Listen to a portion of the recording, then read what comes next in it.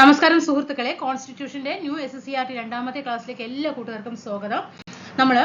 നിങ്ങൾക്ക് ഓരോ പഠിക്കാനുള്ള ലെസൺസ് ഒക്കെ ഇവിടെ കൊടുത്തിട്ടുണ്ട് കേട്ടോ. നമ്മുടെ സിലബസ് അനുസരിച്ചിട്ട് SSCRTയിൽ വരുന്ന ഭരണഘടനയുടെ ലെസൺസ് ആണ്. അതിൽ നമ്മൾ ഏത് കഴിഞ്ഞിട്ടുണ്ട്? ഫസ്റ്റത്തേത് കഴിഞ്ഞിട്ടുണ്ട് കേട്ടോ. സയൻസ് വന്നിട്ട് ബയോളജിയിൽ ഒരു 13 ലെസൺ ക്ലാസ് എടുത്ത് കഴിഞ്ഞിട്ടുണ്ട്, ക്വസ്റ്റ്യൻ ആൻസർ രീതിയിൽ കേട്ടോ. ഇനി അടുത്ത നാളെ സയൻസിന്റെ 14ാമത്തെ ലെസണുമായിട്ട് വീണ്ടും വരും. അപ്പൊ നമ്മൾ ഇന്ന് എടുക്കുന്നത് ഇത് കഴിഞ്ഞു കേട്ടോ. ഇന്ന് നമ്മൾ എടുക്കാൻ പോകുന്നത് ഭരണഘടന വഴിയും വഴികാട്ടിയും, ഭരണഘടനാ നിർമ്മാണ സഭയെ കുറിച്ചിട്ട് ഡീറ്റെയിൽഡ് ആയിട്ട് നല്ല രീതിയിൽ പഠിച്ചു പോകാം. ക്ലാസ്സിലേക്ക് കിടക്കാം കേട്ടോ. അതേപോലെ പഞ്ചായത്തി രാജിൽ വരുന്ന 2 ലെസൺസ് വരുന്നുണ്ട്. അതേപോലെ നോക്കാം, ക്വസ്റ്റ്യൻ കിടക്കാം കേട്ടോ. ഭാവി ഇന്ത്യയുടെ, ഈ ലെസണിലുള്ള എല്ലാം ഉണ്ട് കേട്ടോ, എല്ലാം ഉണ്ട്. ഭാവി ഇന്ത്യയുടെ ഭരണഘടനയിൽ എന്തെല്ലാം ആശയങ്ങൾ ഉണ്ടാകണമെന്നാണ് മഹാത്മാഗാന്ധി ആഗ്രഹിച്ചത് എന്നാണ് ചോദ്യം. അതില് ഭാവി, അതായത് അന്നത്തെ കാലത്ത് ഇനിയുള്ള കോൺസ്റ്റിറ്റ്യൂഷനിലെ, അതായത് ഭരണഘടനയിൽ എന്തെല്ലാം ആശയങ്ങൾ ഉണ്ടാകണമെന്ന് മഹാത്മജി ആഗ്രഹിച്ചത് ചോദിച്ചാൽ പരമാധികാരം, തുല്യത, സാഹോദര്യം, ലിംഗനീതി, മതേതരത്വം, സ്വാതന്ത്ര്യം, ഇത്രയും കാര്യങ്ങളാണ് ഉണ്ടാകണമെന്ന് ആഗ്രഹിച്ചത്. പഠിച്ചു വെക്കണം. സ്റ്റേറ്റ്മെന്റ് വരുമ്പോൾ ഏതെങ്കിലും ഇടയിലൂടെ കുത്തിക്കയറ്റും അവർ വേറെ എന്തെങ്കിലും. അപ്പൊ അത് നമുക്ക് അവിടെ തിരിയാൻ പാടില്ല കേട്ടോ. പരമാധികാരം, ആർക്കായിരിക്കണം പരമാധികാരം? ജനങ്ങൾക്ക് അല്ലെ. അതേപോലെ പരമാധികാരം പറയുമ്പോൾ ആർക്കാണ് പരമാധികാരം? സോറി, ജനങ്ങൾക്കല്ല. ആർക്കാണ്? ഭരണഘടനയ്ക്ക് അല്ലെ. ഭരണഘടനയ്ക്ക് പരമാധികാരം ഉണ്ടായിരിക്കണം, തുല്യത നൽകണം, സാഹോദര്യം കൊടുക്കണം. അതേപോലെ തന്നെ ലിംഗനീതി, മതേതരത്വം, സ്വാതന്ത്ര്യം, ഇതെല്ലാം ഉൾക്കൊണ്ട ഒരു ഭരണഘടന ആയിരിക്കണം നിലനിൽക്കേണ്ടത് അല്ലെ. ഇന്ത്യൻ സ്വാതന്ത്ര്യ സമരമാണ് നമ്മുടെ ഭരണഘടനയുടെ അടിത്തറയായിട്ട് മാറിയത്. ആണോ? ഇന്ത്യൻ സ്വാതന്ത്ര്യ സമരമാണോ നമ്മുടെ ഭരണഘടനയുടെ അടിത്തറയായിട്ട് മാറി? ആണ് അല്ലെ. ഓരോരോ ഘട്ടങ്ങളിലൂടെയാണ് 1950 ജനുവരി 26-ന് ഇന്ത്യൻ ഭരണഘടന നിലവിൽ വന്നതിലേക്ക് എത്തിപ്പെട്ടത്. അതിൽ ഒന്നാമത്തെ കാരണമാണ് 1857-ലെ ഒന്നാം സ്വാതന്ത്ര്യ സമരം. ജനങ്ങൾക്കിടയിൽ മതസൗഹാർദ്ദത്തിലൂന്നിയുള്ള ദേശീയ ബോധം വളർത്തുന്നതിന് സഹായകമായി. ആദ്യം ആലോചിക്കേണ്ടത് 1857-ലെ ഒന്നാം സ്വാതന്ത്ര്യ സമരം അല്ലെ. ഉത്തർപ്രദേശിലെ മീററ്റിൽ നടന്ന ഒന്നാം സ്വാതന്ത്ര്യ സമരമാണ്. 1885 രൂപീകൃതമായ ഇന്ത്യൻ നാഷണൽ കോൺഗ്രസ്, അതായത് INC-യുടെ ജാതി മത പ്രാദേശിക ചിന്തകൾക്ക് അതീതമായി ജനങ്ങൾക്കിടയിൽ ദേശീയബോധം വളർത്താൻ സഹായകമായി. അപ്പൊ 1857-ലെ ഒന്നാം സ്വാതന്ത്ര്യ സമരം, 1885-ലെ ഇന്ത്യൻ നാഷണൽ കോൺഗ്രസിന്റെ സമ്മേളനം, പിന്നെ വിദേശ ഭരണം അവസാനിപ്പിക്കുക എന്നത് മാത്രമല്ല, മെച്ചപ്പെട്ട സാമൂഹിക രാഷ്ട്രീയ ജീവിതം ഓരോ ഇന്ത്യക്കാരനും ഉറപ്പാക്കുക എന്നതും സ്വാതന്ത്ര്യ സമര പ്രസ്ഥാനത്തിന്റെ ലക്ഷ്യങ്ങളിൽ ഒന്നായിരുന്നു. ഗാന്ധിജിയുടെ സ്വാധീനം സാമൂഹ്യ നീതിയിൽ അധിഷ്ഠിതമായ ജനാധിപത്യം എന്ന ആവശ്യം ശക്തമാക്കി. ദേശീയ പ്രസ്ഥാനം മുന്നോട്ട് വെച്ച സ്വാതന്ത്ര്യം, സാമൂഹ്യ നീതിയിൽ അധിഷ്ഠിതമായ സമത്വം, സാഹോദര്യം, മതസൗഹാർദ്ദം എന്നീ ആശയങ്ങളും മൂല്യങ്ങളുമാണ് നമ്മുടെ ഭരണഘടനയുടെ അടിത്തറയായിരിക്കേണ്ടതെന്ന് നേതാക്കൾ ആഗ്രഹിച്ചു. അപ്പൊ ഈ സ്വാതന്ത്ര്യം, സമത്വം, സാഹോദര്യം ഇതൊക്കെ ഏത് വിപ്ലവവുമായി ബന്ധപ്പെട്ടതാണ്? നമ്മൾ പഠിക്കാറുണ്ട് അല്ലെ. ഫ്രഞ്ച് വിപ്ലവവുമായിട്ട് ബന്ധപ്പെട്ടതാണ്. നീതി അല്ലെ, സ്വാതന്ത്ര്യ സാമൂഹ്യ നീതി എന്ന ആശയം എവിടെയെന്നാണ് കടമെടുത്തിരിക്കുന്നത്? റഷ്യൻ ഭരണഘടനയിൽ നിന്നാണ് കേട്ടോ. ഈ കാഴ്ചപ്പാടുകളാണ് നമ്മുടെ ഭരണഘടനാ നിർമ്മാണത്തെ സ്വാധീനിച്ചത്. നെക്സ്റ്റ് വൺ നോക്കിക്കേ.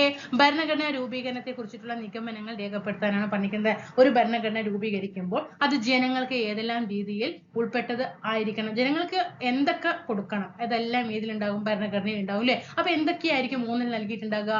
വ്യക്തി സ്വാതന്ത്ര്യത്തിന് പ്രാധാന്യം നൽകണം, പൗരന്റെ അവകാശങ്ങൾ ഉറപ്പാക്കണം, എല്ലാ മതങ്ങൾക്കും തുല്യ പ്രാധാന്യം നൽകണം, സാമൂഹിക നീതി ഉറപ്പുവരുത്തണം, ജനാധിപത്യ ഭരണം ശക്തിപ്പെടുത്തണം, നിയമത്തിന് മുന്നിൽ എല്ലാ പൗരരും തുല്യരാണെന്ന് ഉറപ്പുവരുത്തണം, സമത്വത്തിലും നീതിയിലും അധിഷ്ഠിതമായ ഒരു സമൂഹത്തിന്റെ ഉന്നമനം എല്ലാ പൗരന്മാരുടെ ക്ഷേമവും പുരോഗതിയും ഉറപ്പാക്കുന്നു.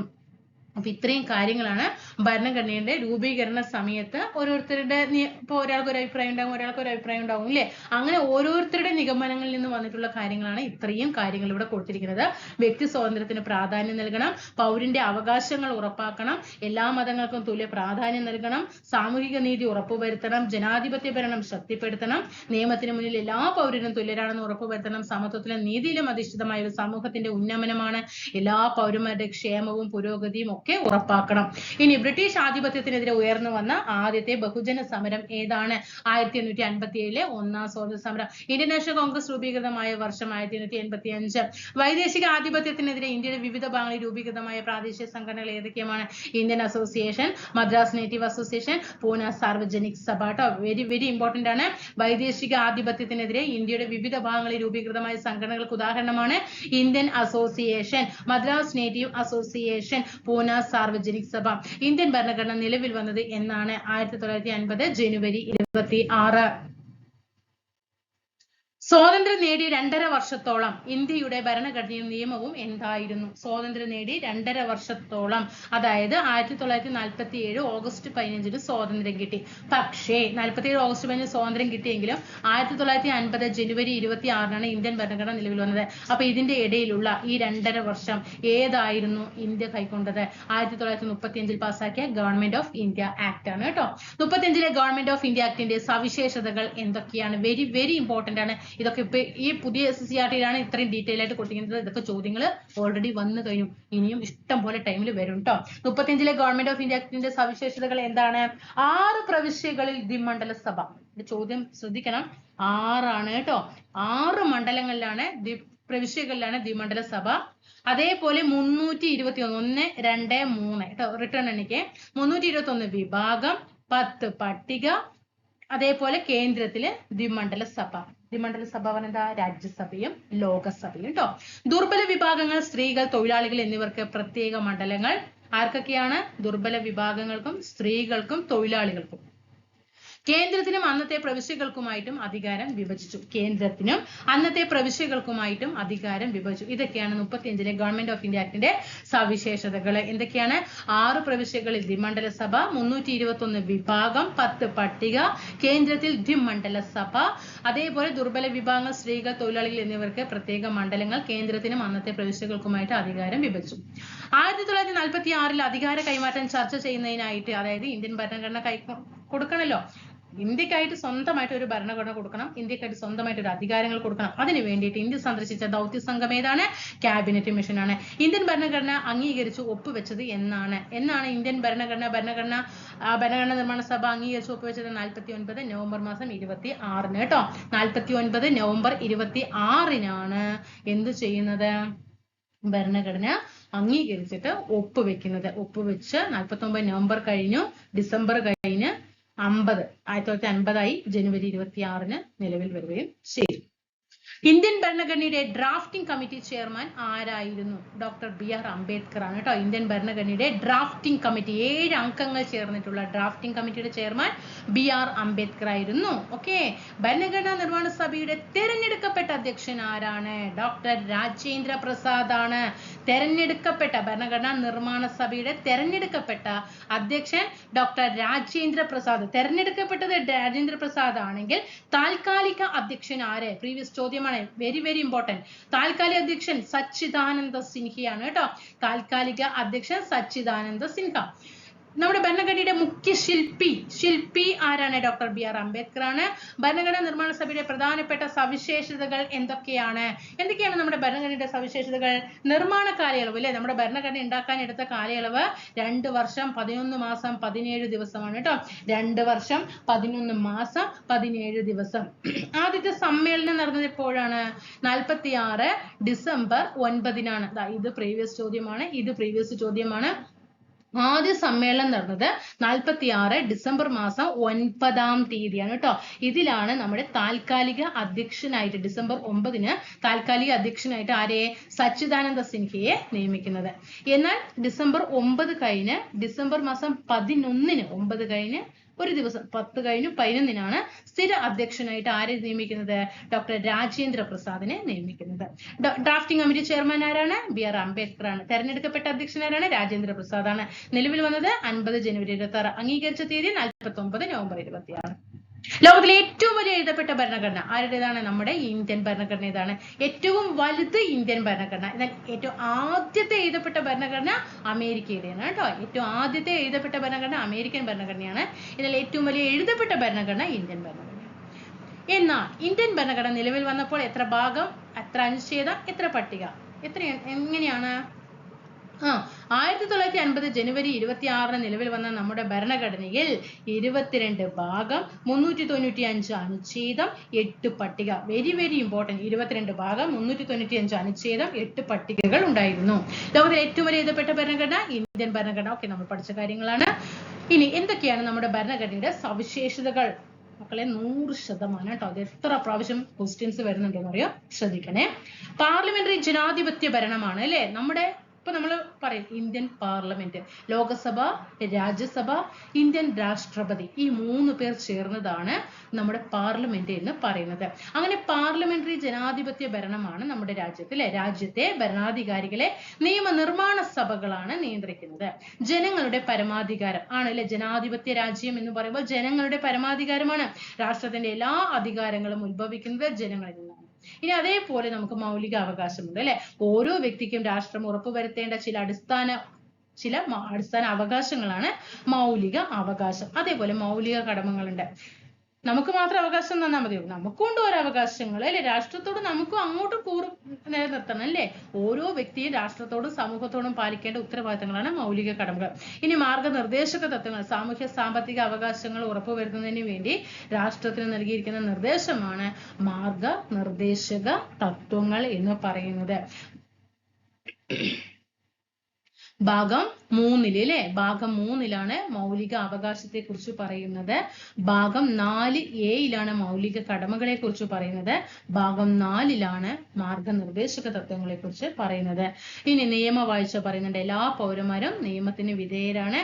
ആരും നിയമത്തിന് അതീതരല്ല. നിയമത്തിന്റെ അധികാരം ആർക്കെങ്കിലും ഉണ്ടോ? ഇല്ല അല്ലെ. എല്ലാവരും നിയമത്തിന് മുന്നിൽ തുല്യരാണ് എന്നാണ് പറയുന്നത്. അപ്പൊ ഇവിടെ ശ്രദ്ധിക്കേണ്ടത്, ഒന്ന് ഭരണഘടനയുടെ സവിശേഷതകൾ പറയുമ്പോൾ ഒന്ന് പാർലമെന്ററി ജനാധിപത്യ ഭരണം, ജനങ്ങളുടെ പരമാധികാരം, അതേപോലെ മൗലിക അവകാശം, മൗലിക കടമ, മാർഗനിർദ്ദേശക തത്വം, നിയമവാഴ്ച. സാർവത്രിക പ്രായപൂർത്തി വോട്ടവകാശം. അടുത്തത് ഏതാണ്? സാർവത്രിക പ്രായപൂർത്തി വോട്ടവകാശം, സ്വതന്ത്രവും നിഷ്പക്ഷവുമായ നീതിന്യായ വ്യവസ്ഥ, ഫെഡറലിസം, ഏക പൗരത്വം. ഇതെല്ലാം നമ്മുടെ ഭരണഘടനയുടെ സവിശേഷതകളാണ്. ജനങ്ങൾക്ക് പരമമായ അധികാരം കൊടുക്കുന്നുണ്ട്. അതുപോലെ പാർലമെന്ററി ജനാധിപത്യ ഭരണം, മൗലിക അവകാശം, മൗലിക കടമ, മാർഗനിർദ്ദേശക തത്വങ്ങൾ, നിയമവാഴ്ച, സാർവത്രിക പ്രായപൂർത്തി വോട്ടവകാശം, സ്വതന്ത്രവും നിഷ്പക്ഷവുമായ നീതിന്യായ വ്യവസ്ഥ, ഫെഡറലിസം, ഏക പൗരത്വം. ഇത്രയും കാര്യങ്ങളാണ് ഭരണഘടനയുടെ സവിശേഷതകൾ. അപ്പൊ സാർവത്രിക പ്രായപൂർത്തി വോട്ടവകാശം എന്ന് പറയുമ്പോൾ നിശ്ചിത പ്രായം പൂർത്തിയായ എല്ലാവർക്കും വോട്ട് ചെയ്യാനുള്ള അവകാശമാണ് സാർവത്രിക പ്രായപൂർത്തി വോട്ടവകാശം എന്ന് പറയുന്നത്. സ്വതന്ത്രവും നിഷ്പക്ഷവുമായ നീതിന്യായ വ്യവസ്ഥ പറയുമ്പോൾ നിയമനിർമ്മാണ കാര്യനിർവഹണ വിഭാഗങ്ങളിൽ നിന്നും സ്വതന്ത്രമാക്കപ്പെട്ട കോടതി സമ്പ്രദായമാണ് കേട്ടോ. അതായത് നിയമനിർമ്മാണം ആരാ? പാർലമെന്റിൽ നിന്നും അതുപോലെ കാര്യനിർവഹണ വിഭാഗങ്ങളിൽ നിന്നും ഒക്കെ വേറിട്ട് നിൽക്കുകയാണ് ഇത് നമ്മുടെ കോടതി സിസ്റ്റം. അതേപോലെ ഫെഡറലിസം, അധികാരം കേന്ദ്രത്തിനും സംസ്ഥാനങ്ങൾക്കുമായിട്ട് വിഭജിക്കപ്പെടുന്ന സംവിധാനം. അതെങ്ങനെയാണ് ഭരണഘടനയിൽ പറയുന്നത്? ലിസ്റ്റുകളാണ് അല്ലെ. 7 അല്ലെ. ഭാഗം 7 ഏതാണ്? ലിസ്റ്റുകളെ കുറിച്ചിട്ട് പ്രതിപാദിക്കുന്നുണ്ട്. എന്താ ലിസ്റ്റ് എന്ന് പറയുമ്പോൾ? അധികാരം കേന്ദ്രത്തിനും സംസ്ഥാനങ്ങൾക്കുമായിട്ട് വിഭജിക്കപ്പെടുന്ന സംവിധാനമാണ് ലിസ്റ്റുകൾ എന്ന് പറയുന്നത്. യൂണിയൻ ലിസ്റ്റ് ഉണ്ട്, സ്റ്റേറ്റ് ലിസ്റ്റ് ഉണ്ട്, കൺകറന്റ് ലിസ്റ്റ് ഉണ്ട് അല്ലെ. അതേപോലെ ഒരു അവശിഷ്ട അധികാരം പറഞ്ഞിട്ട് സൈബർ നിയമങ്ങൾ കിടക്കുന്നുണ്ട്. ഇങ്ങനെ കാര്യങ്ങളൊക്കെയാണ് ലിസ്റ്റിൽ ഉൾപ്പെട്ടിരിക്കുന്നത്. അതേപോലെ ഏക പൗരത്വം, രാജ്യത്ത് ഒരൊറ്റ പൗരത്വം. ഈ അടുത്ത് നടന്ന ചോദ്യത്തിലെ ചോദ്യമാണ് കേട്ടത്. സ്റ്റേറ്റ്മെന്റിൽ ഈ 2 ഓപ്ഷൻ ഉണ്ടായിരുന്നു. രാജ്യത്തെ ഒരൊറ്റ പൗരത്വമേ ഉള്ളൂ, സംസ്ഥാനങ്ങൾക്കായിട്ട് പ്രത്യേക പൗരത്വം ഇല്ല. ഇനി ഇവിടെ നോക്കിക്കേ, ഇമോജി കൊടുത്തിട്ടുണ്ട്. അവയ്ക്ക് നേരെ നല്ല ഒക്കെ ആണെങ്കിൽ ഈ സ്മൈലി കൊടുക്കുക, അല്ലാത്തത് അല്ലെ ഇങ്ങനെ കൊടുക്കുക. സർക്കാരുകളുടെ കീഴിലാണ് നമ്മുടെ കോടതികൾ പ്രവർത്തിക്കുന്നത്. ആണോ? സർക്കാരിന്റെ കീഴിലാണോ നമ്മുടെ കോടതി പ്രവർത്തിക്കുന്നത്? അല്ല അല്ലെ. അപ്പൊ നമുക്ക് ഇമോജി കൊടുക്കുക, അല്ലെ തെറ്റാണ്. ഇനി സംസ്ഥാന സർക്കാരുകൾക്ക് മാത്രമായിട്ട് ചില അധികാരങ്ങൾ ഉണ്ട്. ശരിയായിട്ടുള്ള പ്രസ്താവനയാണ്. സംസ്ഥാനങ്ങൾക്ക് മാത്രമായിട്ട് ചില അധികാരങ്ങളുണ്ട്. അതാണ് സ്റ്റേറ്റ് ലിസ്റ്റിൽ 18 വയസ്സിലേക്ക് എല്ലാവർക്കും വോട്ടവകാശമുണ്ട്. ശരിയാണ്. ആര് നിയമത്തിന് അതീതരല്ല? ശരിയാണ്. ഇന്ത്യയിലുള്ള ഒരാൾക്ക് ദേശീയ പൗരത്വത്തിന് പുറമെ സംസ്ഥാന പൗരത്വം കൂടി ഉണ്ടോ? ഇല്ല, തെറ്റാണ്. ഒരൊറ്റ പൗരത്വമേ ഉള്ളൂ. ജനാധിപത്യത്തിന് ജനങ്ങളാണ് പരമാധികാരികൾ. ശരിയാണ്. അവകാശങ്ങൾ ഉള്ളതുപോലെ നമുക്ക് കടമകളും ഉണ്ട്. ശരിയാണ്. നമ്മുടെ ഭരണാധികാരികൾക്ക് മേൽ ആർക്കും നിയന്ത്രണമില്ല. നിയന്ത്രണമൊക്കെ ഉണ്ട്. എന്താണ്? നമ്മുടെ ഭരണാധികാരികൾക്ക് മേൽ ആർക്കും നിയന്ത്രണമില്ല. ഭരണാധികാരികൾ സ്വന്തം ഇഷ്ടപ്രകാരം ചെയ്യാൻ പറ്റുമോ? പറ്റില്ല, തെറ്റാണ്. നമ്മുടെ രാജ്യത്തിന്റെ അടിസ്ഥാന നിയമസംഹിത ഏതാണ്? ഭരണഘടനയാണ്. ഇനി കുട്ടികളുടെ അവകാശങ്ങളുമായി ബന്ധപ്പെട്ടിട്ട് നമ്മുടെ ബുക്കിൽ ഈ ലെസണിൽ കൊടുത്തിരിക്കുന്നത് കുട്ടികളുടെ അവകാശവുമായി ബന്ധപ്പെട്ടിട്ട് ഉള്ള നിയമങ്ങൾ എന്തൊക്കെയാണെന്ന് ചോദിക്കുന്നത്. ബാലവേല നിരോധന നിയമം, ബാലനീതി നിയമം, വിദ്യാഭ്യാസ അവകാശ നിയമം. ഇത് 3 ഈ ബുക്കിൽ എന്ത് കൊടുത്തിരിക്കുന്നത്? കുട്ടികളുടെ അവകാശങ്ങളുമായി ബന്ധപ്പെട്ട് കൊടുത്തിരിക്കുന്നത്. ബാലവേല നിരോധന നിയമം, ബാലനീതി നിയമം, വിദ്യാഭ്യാസ അവകാശ നിയമം. ഇനി പോക്സോ നിയമത്തെ കുറിച്ചിട്ട് ഓക്കെ, കുറച്ച് നേരത്തെ ഞാൻ പ്രീവിയസ് ക്വസ്റ്റ്യൻ ഒക്കെ എഴുതാൻ വിട്ടുപോയിട്ട് കഴിഞ്ഞ സ്ലൈഡിൽ അതിലൊക്കെ പ്രീവിയസ് ആണ്. ഇനി പോക്സോ നിയമത്തെ കുറിച്ച് പറയുകയാണെങ്കിൽ ഇന്ത്യൻ ഭരണഘടന ഉറപ്പു നൽകുന്ന അവകാശങ്ങൾ ലിംഗഭേദമില്ലാതെ എന്ന് പറഞ്ഞാൽ ആൺ പെൺ വ്യത്യാസമില്ലാതെ നടപ്പാക്കുന്നതിനും ബാലസൗഹൃദ നടപടികൾ ഉൾക്കൊള്ളിച്ചുകൊണ്ടും നിലവിൽ വന്ന നിയമമാണ് POCSO act 2012 protection of children. POCSO നിയമത്തെ കുറിച്ചിട്ട് എന്തൊക്കെയാ പറയുന്നത്? ഇന്ത്യൻ ഭരണഘടന ഉറപ്പു നൽകുന്ന അവകാശങ്ങൾ ലിംഗഭേദമില്ലാതെ നടപ്പാക്കുന്നതിനും ബാലസൗഹൃദ നടപടികൾ ഉൾക്കൊള്ളിച്ചുകൊണ്ടും നിലവിൽ വന്ന നിയമമാണ് POCSO act 2012 protection of children from sexual offence act 2012. 18 വയസ്സിന് താഴെയുള്ള ഏതൊരാളെയും കുട്ടിയായിട്ട് ഈ നിയമം പരിഗണിക്കുന്നു കേട്ടോ. പോക്സോ ആക്ട് പറയുമ്പോൾ ആൺകുട്ടിയാണെങ്കിലും ശരി പെൺകുട്ടി രണ്ടാളെയും പരിഗണിക്കുന്നു, പെൺകുട്ടികൾക്ക് മാത്രമല്ല. 18 വയസ്സിന് താഴെയുള്ള ഏതൊരാളെയും കുട്ടിയായിട്ട് നിയമം പരിഗണിക്കും. പ്രീവിയസ് ആണ്. ലൈംഗിക അതിക്രമ കേസുകൾ റിപ്പോർട്ട് ചെയ്താൽ അത് റിപ്പോർട്ട് ചെയ്യേണ്ടത് വകുപ്പ് 19 പ്രകാരമാണ്. പ്രീവിയസ് ചോദ്യമാണ് കേട്ടോ. വകുപ്പ് 19 പ്രകാരം സ്പെഷ്യൽ ജുവൈനൽ പോലീസ് യൂണിറ്റോ ലോക്കൽ പോലീസോ ആണെന്ന് നിയമത്തിൽ വിവരിക്കുന്നു. എന്തെങ്കിലും ഒരു കേസ് 18 വയസ്സിന് താഴെയുള്ള കുട്ടിക്കെതിരെ റിപ്പോർട്ട് ചെയ്യപ്പെട്ടിട്ടുണ്ടെങ്കിൽ വകുപ്പ് 19 പ്രകാരം റിപ്പോർട്ട് ചെയ്യേണ്ടത് സ്പെഷ്യൽ ജുവൈനൽ പോലീസ് യൂണിറ്റിലോ ലോക്കൽ പോലീസോ ആണെന്ന് നിയമത്തിൽ വിവരിക്കുന്നുണ്ട്. ഇനി പോക്സോ കേസുകൾ കൈകാര്യം ചെയ്യുന്ന ഉദ്യോഗസ്ഥൻ CWPO എന്ന് അറിയപ്പെടുന്നു. പോക്സോ കേസുകൾ കൈകാര്യം ചെയ്യുന്ന ഉദ്യോഗസ്ഥർ ചൈൽഡ് വെൽഫെയർ പോലീസ് ഓഫീസർ എന്ന് അറിയപ്പെടുന്നു. കേരള സംസ്ഥാന ബാലാവകാശ സംരക്ഷണ കമ്മീഷൻ പോക്സോ നിയമത്തിന്റെ 44-ാം വകുപ്പ് പ്രകാരം നിരീക്ഷണ സംവിധാനം ഒരുക്കിയിട്ടുണ്ട്. കേരള സംസ്ഥാന ബാലാവകാശ സംരക്ഷണ കമ്മീഷൻ പോക്സോ നിയമത്തിന്റെ 44-ാം വകുപ്പ് പ്രകാരം നിരീക്ഷണ സംവിധാനം ഒരുക്കിയിട്ടുണ്ട്. പോക്സോ കുറ്റകൃത്യങ്ങളിൽ ഏർപ്പെടുന്ന ഏതൊരു വ്യക്തിക്കും കടുത്ത ശിക്ഷ ഈ നിയമം വ്യവസ്ഥ ചെയ്യുന്നു. ഇനി ഭരണഘടനയുടെ ധർമ്മങ്ങൾ എന്തൊക്കെയാണ്? പൗരരുടെ അവകാശങ്ങളും കടമകളും സ്ഥാപിക്കുന്നു. ഗവൺമെന്റിന്റെ അധികാരങ്ങളും പരിമിതികളും വ്യക്തമാക്കുന്നു. രാജ്യത്തെ എല്ലാ ഭരണഘടനാ സംവിധാനങ്ങളും ഭരണഘടനയ്ക്ക് വിധേയമാണെന്ന് ഉറപ്പാക്കുന്നു. നാനാത്വത്തിൽ ഏകത്വം സംരക്ഷിക്കുന്നു. രാജ്യത്തിന് ദിശാബോധം നൽകുന്ന അടിസ്ഥാന രേഖയായി നിലകൊള്ളുന്നു. രാജ്യത്തിന്റെ അടിസ്ഥാന മൂല്യങ്ങളും ആദർശങ്ങളും നിർവചിക്കുന്നു. സ്വേച്ഛാധിപത്യത്തിനും അധികാര ദുർവിനിയോഗത്തിനും എതിരായ സംരക്ഷണ കവചമായി പ്രവർത്തിക്കുന്നു. ഇത്രയും കാര്യങ്ങളാണ് ഭരണഘടനയുടെ ധർമ്മങ്ങൾ. സവിശേഷതകൾ നമ്മൾ കുറെ പഠിച്ചു. ധർമ്മങ്ങളിൽ വരുന്നതാണ് പൗരരുടെ അവകാശങ്ങളും കടമകളും സ്ഥാപിക്കുന്നു. നെക്സ്റ്റ് വൺ, ഗവൺമെന്റിന്റെ അധികാരങ്ങളും പരിമിതികളും വ്യക്തമാക്കുന്നു. രാജ്യത്തിന്റെ എല്ലാ ഭരണ സംവിധാനങ്ങളും ഭരണഘടനയ്ക്ക് വിധേയമായിട്ടാണ് പ്രവർത്തിക്കുന്നത് എന്ന് ഉറപ്പാക്കുന്നു. ജ്ഞാനാത്വത്തിൽ ഏകത്വം സംരക്ഷിക്കുന്നു.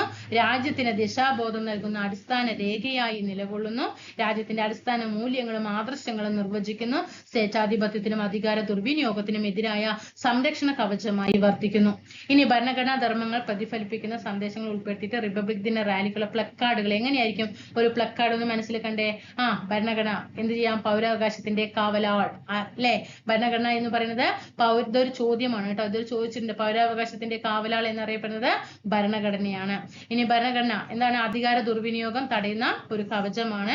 ഞങ്ങൾ ജനങ്ങൾ അല്ലെ? ഭരണഘടനയുടെ കാവൽക്കാരാണ് ജനങ്ങള്. നിയമത്തിന് മുന്നിൽ തുല്യത, വിവേചനങ്ങളില്ല. നാനാത്വത്തിൽ ഏകത്വം, മതേതരത്വവുമായി ബന്ധപ്പെട്ടിട്ടാണ്. അതേപോലെ 1976 ഏതെല്ലാം ആശയങ്ങളാണ് ഭരണഘടനയിൽ പുതിയതായിട്ട് കൂട്ടിച്ചേർത്തത്? 1976 42-ാം ഭേദഗതിയിലൂടെ മതേതരത്വം, സോഷ്യലിസം, അഖണ്ഡത എന്നിവയാണ് കൂട്ടിച്ചേർത്തത് കേട്ടോ. 1976 ഏതെല്ലാം ആശയങ്ങളാണ് ഭരണഘടനയിൽ കൂട്ടിച്ചേർത്തത്? മതേതരത്വവും സോഷ്യലിസവും അഖണ്ഡതയും. എന്നിട്ട് ഇത് നിലവിൽ വന്നത് എപ്പോഴാണ്? 1977 ജനുവരി മാസം 3-ാം തീയതിയാണ് 42-ാം ഭേദഗതിയിലൂടെ ഈ വാക്കുകളെ കൂട്ടിച്ചേർത്തിയിട്ട് നിലവിൽ വന്നത് കേട്ടോ. മതേതരത്വം, സോഷ്യലിസം, അഖണ്ഡത. ഇന്ത്യൻ ഭരണഘടന നിലവിൽ വന്ന വർഷം 50 ജനുവരി 26. ഭരണഘടനയിൽ ആദ്യമായി മാറ്റം വരുത്തിയത്, അമെൻമെന്റ്, ഭേദഗതി ചെയ്തത് എപ്പോഴാണ്? വർഷം 1951 ആദ്യമായിട്ടാണ് ചെയ്യുന്നത്. അപ്പൊ ഒന്നാമത്തെ ഭേദഗതി 1951. 8 പട്ടിക പോയിട്ട് അപ്പൊ എത്രയായി? 9 പട്ടിക ആയി കേട്ടോ. 1951 ഒന്നാമത്തെ ഭേദഗതിയിലൂടെ പട്ടികകളുടെ എണ്ണം 9 ഭരണഘടനാ ഭേദഗതിയെ കുറിച്ച് പറയുന്ന ഇന്ത്യൻ ഭരണഘടനയിലെ ആർട്ടിക്കിൾ എത്രയാണ്? 368. ഭരണഘടനാ ഭേദഗതി എന്ന ആശയം ഇന്ത്യൻ ഭരണഘടന കടമെടുത്തിരിക്കുന്നത് എവിടെ നിന്നാണ്? ദക്ഷിണാഫ്രിക്കയിൽ നിന്നാണ് കേട്ടോ. ദക്ഷിണാഫ്രിക്കയിൽ നിന്നാണ്. ആർട്ടിക്കിൾ 368 ആണ്. അപ്പൊ 8 പട്ടിക നമ്മൾ നേരത്തെ പറഞ്ഞില്ലേ, 395 അനുച്ഛേദം 22 ഭാഗം 8 പട്ടിക എന്ന് പറഞ്ഞില്ലേ. അപ്പൊ ഒരു ഭേദഗതി വരുത്തിയപ്പോൾ 8 എന്നുള്ളത് 9 കേട്ടോ. 1951 കേട്ടോ. രാജ്യത്ത് സ്വത്തവകാശം എത്ര കാലം മൗലികാവകാശമായി നിലനിന്നു? 1978 വരെ. 1950 ജനുവരി 26 ഇന്ത്യൻ ഭരണഘടന നിലവിൽ വരുമ്പോൾ സ്വത്തവകാശം മൗലിക അവകാശമായിരുന്നു. മൗലിക അവകാശം അതുവരെ 7 മൗലിക അവകാശങ്ങളാണ് നമുക്കുണ്ടായിരുന്നത് കേട്ടോ. 7 മൗലിക അവകാശം. എന്നാൽ 1978 ആയപ്പോൾ ഈ സ്വത്തവകാശത്തിനെ ഒരു നിയമ അവകാശമാക്കി മാറ്റി. മൗലിക അവകാശമല്ല, ഒരു നിയമ അവകാശമാണ് എന്ന് പറഞ്ഞു. അപ്പൊ 7 പോയിട്ട് എന്തായി? 6 ആയി കേട്ടോ. വിദ്യാഭ്യാസം ഇന്ത്യയിൽ മൗലിക അവകാശമാണോ? ആണോ? വിദ്യാഭ്യാസം മൗലിക അവകാശമാണോ? ആണ്. 2002 മുതൽ വിദ്യാഭ്യാസം മൗലിക അവകാശമായിട്ട് മാറി. 86ാം ഭേദഗതിയിലൂടെ കേട്ടോ. 2002 വിദ്യാഭ്യാസം ഇന്ത്യയിൽ മൗലിക അവകാശമായിട്ട് മാറി. 86ാം ഭേദഗതി. ഇതുവരെ എത്ര തവണ ഇന്ത്യൻ ഭരണഘടന ഭേദഗതി ചെയ്തിട്ടുണ്ട്? 106 തവണയാണ് കേട്ടോ. ആ 106ാമത്തെ ഭേദഗതി ഏതാണ്? വനിതാ സംവരണ ബില്ല് അല്ലെ, അതാണ് 106ാം ഭേദഗതി. ഇതുവരെ എത്ര തവണ ഇന്ത്യൻ ഭരണഘടന ഭേദഗതി ചെയ്തിട്ടുണ്ട്? 106 കേട്ടോ. എന്താണ് ഭരണഘടനാ ഭേദഗതി? എന്താ ഭേദഗതി? മാറുന്ന സാമൂഹിക ആവശ്യങ്ങൾ പരിഗണിച്ച് ഭരണഘടനയിൽ മാറ്റങ്ങൾ വരുത്തുന്ന പ്രക്രിയയാണ് ഭരണഘടനാ ഭേദഗതി എന്ന് പറയുന്നത്.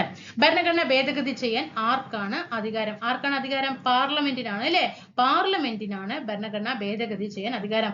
പാർലമെന്റ് എന്ന് പറഞ്ഞാൽ എന്തൊക്കെ ചേർന്നതാണ്? ലോകസഭ, രാജ്യസഭ, അതുപോലെ ഇന്ത്യൻ പ്രസിഡന്റ് ചേർന്നതാണ് ഇന്ത്യൻ പാർലമെന്റ് എന്ന് പറയുന്നത്. നമ്മൾ നേരത്തെ പറഞ്ഞു 368ാം വകുപ്പ് പ്രകാരം ഭരണഘടന ഭേദഗതി ചെയ്യാനുള്ള അധികാരം പാർലമെന്റിനാണ്. എന്നാൽ ഭരണഘടനയുടെ അടിസ്ഥാന ഘടന ഭേദഗതി ചെയ്യാൻ വളരെ ഒരു പോയിന്റ് നന്നായിട്ട് ശ്രദ്ധിക്കണേ. അടിസ്ഥാന ഘടനയിൽ ഒരിക്കലും എന്തെങ്കിലുമൊക്കെ മാറ്റം, ഒരു വിഷയം അവിടെ തന്നെ ഉണ്ടാവും, വിഷയം അവിടെ തന്നെ കിടക്കണം, അതിൽ എന്തെങ്കിലും മാറ്റങ്ങളൊക്കെ വരുത്താം, അല്ലാതെ ആ വിഷയത്തിന് മൊത്തമായിട്ടൊന്നും മാറ്റം വരുത്താനായിട്ട് പറ്റില്ല. പ്രധാനപ്പെട്ട ചില ഭരണഘടനാ ഭേദഗതികൾ ഉൾപ്പെടുത്തിയിട്ട് നോക്കാം നമുക്ക്. ഭേദഗതി 1 നമ്മൾ പറഞ്ഞു, ഒന്നാമത്തെ ഭേദഗതി 1951. ആ 8 പട്ടിക പോയിട്ട് എത്രയായി? 9 ആയി അല്ലെ. പ്രീവിയസ് ചോദ്യമാണ്.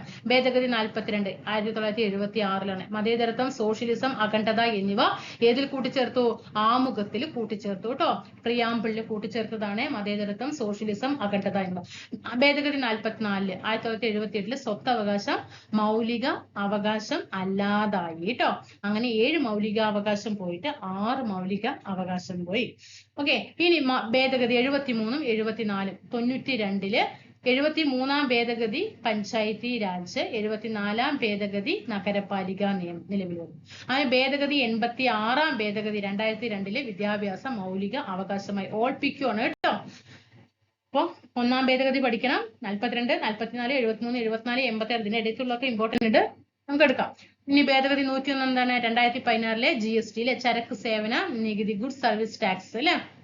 ഗുഡ്സ് സർവീസസ് ടാക്സ് ആണ് ചരക്ക് സേവന നികുതി, GST. 101ാം ഭേദഗതിയാണ് 2016. 106ാം ഭേദഗതി 2023 വനിതാ സംവരണ ബില്ല് കേട്ടോ. 2023 വനിതാ സംവരണ ബില്ല്. ഇനി അതേപോലെ നിയമങ്ങൾ നടപ്പിലാക്കുമ്പോൾ നേരിടുന്ന വെല്ലുവിളികൾ ഇവിടെ കൊടുത്തിട്ടുണ്ട്, നോക്കിക്കേ. രാജ്യത്ത് ഇനിയും യാഥാർത്ഥ്യമാകാതെ ഭൂപരിഷ്കരണ, സ്ത്രീധന നിരോധന നിയമം കടലാസിൽ തന്നെ. സ്ത്രീധനം നിരോധിച്ചു പറഞ്ഞിട്ട് 1961 സ്ത്രീധന നിരോധന നിയമം കൊണ്ടുവന്നു. എന്നിട്ട് ഇപ്പൊ സ്ത്രീധനം കൊടുക്കുന്നില്ലേ? കൊടുക്കുന്നുണ്ട്. അത് ആ നിയമം അവിടെ ഉണ്ടെന്നേ ഉള്ളൂ. കർശനമാണെങ്കിൽ ഇപ്പൊ എന്തെങ്കിലും നടക്കോ? ഇല്ല. ഇനി മദ്യവിപത്ത് നിയമം കൊണ്ട് മാത്രം തടയാനാവില്ല. ബാലാവകാശ നിയമങ്ങൾ കർശനമാക്കണമെന്ന ആവശ്യം. ഇതൊക്കെ ചിലതൊക്കെ പേപ്പറുകളിൽ നിൽക്കുന്നുണ്ട്, ചിലതൊക്കെ നടപ്പിലാക്കി വരുന്നുണ്ട്. എന്തൊക്കെയാണ് അതിന്റെ കാരണങ്ങൾ? എന്തായിരിക്കാം വെല്ലുവിളി നേരിടുന്ന കാര്യങ്ങൾ? ജനങ്ങളുടെ വ്യത്യസ്തമായ താല്പര്യങ്ങൾ അല്ലെ. ചിലവർക്ക് ബാറ് നിറയെ തുറക്കണം പറയും, ചിലവർക്ക് ബാറ് തുറക്കണം, ഒരുപാട് ബാറുകൾ വേണ്ട, ബാറുകൾ പൂട്ടണം പറയും അല്ലെ. രണ്ട് വ്യത്യസ്ത അഭിപ്രായം. അപ്പൊ അവിടെ മദ്യനിരോധനം നടക്കുമോ? നടക്കില്ല. ജനഹിതം പൂർണ്ണമായും ഉൾക്കൊള്ളാത്ത നിയമനിർമ്മാണങ്ങൾ. ഒരു നിയമം നിർമ്മിക്കുന്ന സമയത്ത് ഗവൺമെന്റിന്റെ അണ്ടറിൽ മാത്രം തീരുമാനിച്ച പോരാ, ജനങ്ങളുടെ അഭിപ്രായങ്ങൾ കൂടിയിട്ട് തേടണം, എന്നാലേ ഒരു നിയമനിർമ്മാണം കറക്റ്റ് ആവുള്ളൂ അല്ലെ. അപ്പൊ ജനഹിതം പൂർണ്ണമായും ഉൾക്കൊള്ളാത്ത നിയമനിർമ്മാണം, നിയമത്തെ കുറിച്ചിട്ടുള്ള അറിവില്ലായ്മ, രാഷ്ട്രീയപരമായിട്ടുള്ള ഇടപെടൽ അല്ലെ. മിക്കവാറും രാഷ്ട്രീയ ഇടപെടലുകൾ കൊണ്ടാണ് പലതും നടക്കാതെ വരുന്നത്.